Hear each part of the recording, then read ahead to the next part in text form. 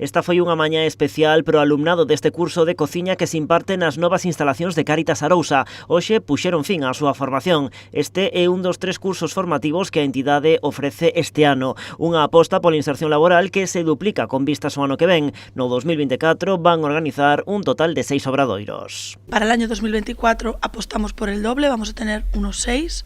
Hemos doblado la cantidad de cursos y la inversión en formación porque nos parece que es la vía para ayudar a las personas que se encuentran en situación de desempleo. A inserción laboral das persoas que participan neste curso rolda o 70%, un dato positivo que choca con outros os que se ten que enfrontar a diario esta entidade. Por exemplo, o número de usuarios que teñen que recorrer o seu comedor social. Neste 2023 sitúase arredor das 1.200 comidas ao mes, 200 máis que o ano anterior.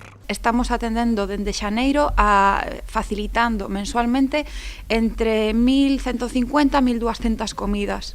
Son 150 comidas a maiores, 200 comidas a maiores ao mes.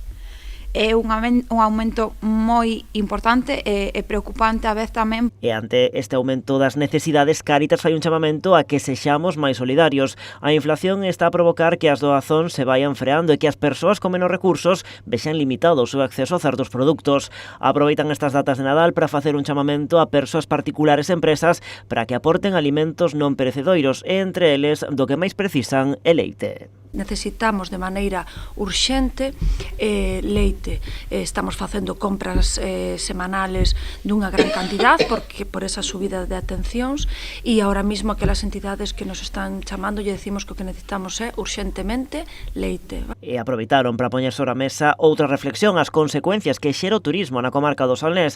O acceso a vivenda de alugueiro estáse complicando para as familias máis humildes por culpa dos altos prezos e tamén polos alugueiros vacacionais. Os alquileres están por as nubes, os alquileres vacacionais fan imposible que familias ou persoas podan acceder a unha vivienda e a un alquiler estable.